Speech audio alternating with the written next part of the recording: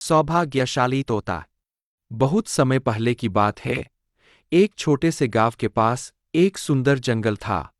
उस जंगल में तरह तरह के पक्षी और जानवर रहते थे।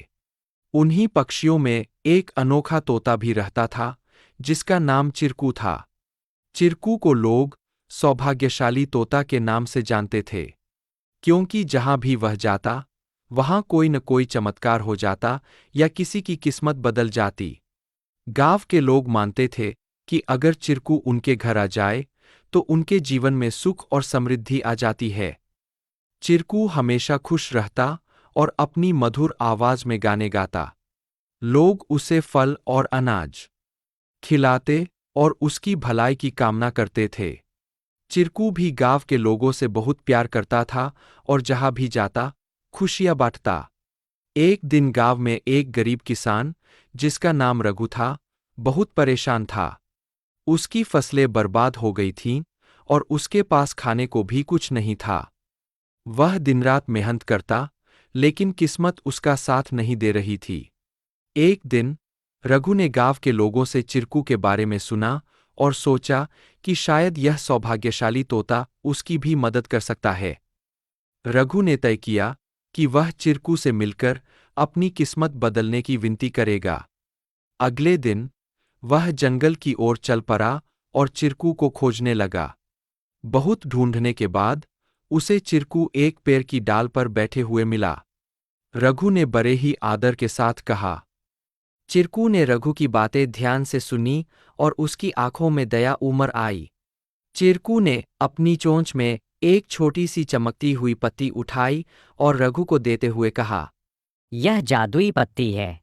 इसे अपनी जेब में रख लो और जब तुम अपने खेत में काम करने जाओ तो यह पत्ती तुम्हारी किस्मत बदल देगी। रघु ने धन्यवाद कहा और वह पत्ती लेकर अपने घर लौट आया। अगले दिन वह अपने खेत में काम करने के लिए गया।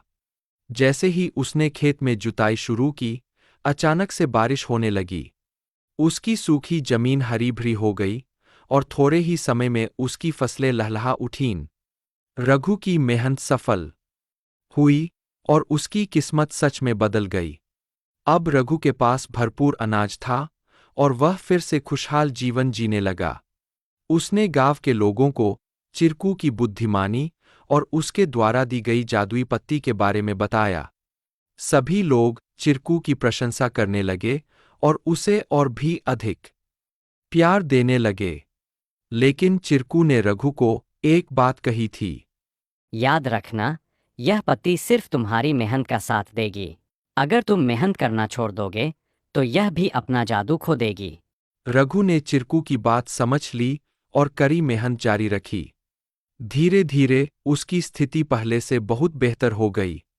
वह गांव के सबसे सफल किसानों में से एक बन गया, लेकिन उसने कभी यह नहीं भूला कि उसकी सफलता में चिरकू और उसकी मेहनत का कितना बड़ा हाथ था। कहानी से सीख।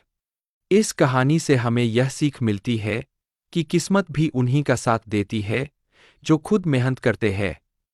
सौभाग्य और अवसर तभी काम आते हैं जब हम अपने प्रयासों से उन्हें सही दिशा देते हैं। Please like, share and subscribe our channel to learn more.